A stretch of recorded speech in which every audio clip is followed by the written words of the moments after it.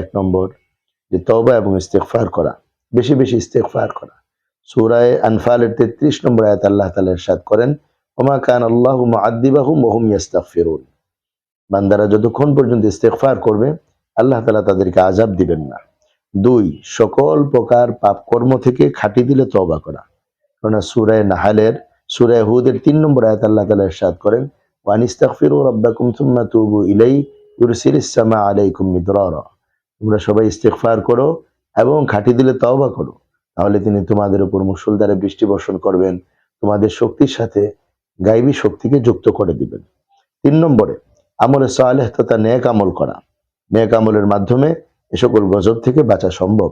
কেননা সূরা নাহলের 97 নম্বর আয়াত আল্লাহ তাআলা ইরশাদ করেন, মান আমিলা সালিহাম মিন যাকারিন আও উনসা ওয়া মুমিন ফালানুহয়িয়ান্নাহু হায়াতান তাইয়্যিবা। যে পুরুষ হোক নারী হোক ঈমানের সাথে যদি নেক আমল করে, আল্লাহ তাআলা বলেন যে আমি তাকে সুন্দর, সুখময়, শান্তিময় জীবন দান করব। 4 নম্বর সৎ কাজে আদেশ ও অসৎ কাজে নিষেধ করা। 5 নম্বর বেশি বেশি দান সদকা করা। দানের দ্বারা বিপদ দূর হয়ে যায়। যেমন জামে তিরমিজির 664 নম্বর হাদিসে বর্ণিত হয়েছে, ইন্না সদাকা লা তুতফিউ গদাবার রব ওয়া তাদফাউ মাইতাতাস সু। নিশ্চয়ই দান সদকা আল্লাহ তাআলার ক্রোধকে ঠান্ডা করে দেয় এবং অপমৃত্যু থেকে মানুষকে হেফাজত করে।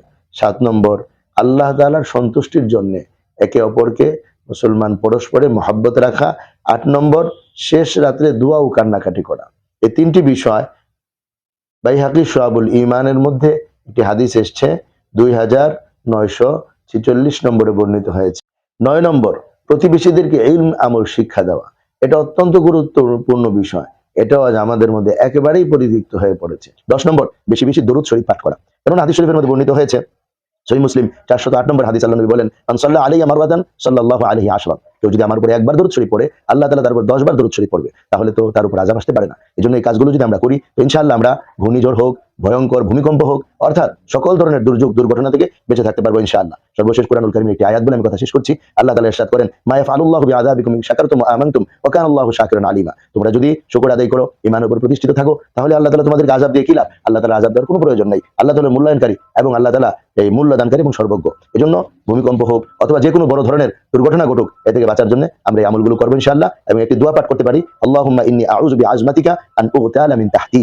আল্লাহুম্মা ইন্নী আউযু বিআজমাতিকা আন উগতালা মিন তাহতি। এই দোয়ার অর্থ হচ্ছে, হে আল্লাহ, আমি আপনার কাছে আপনার বরত্বের দোহাই দিয়ে মাটিতে আমাকে ধসিয়ে দেওয়া থেকে আমি আপনার কাছে আশ্রয় কামনা করছি।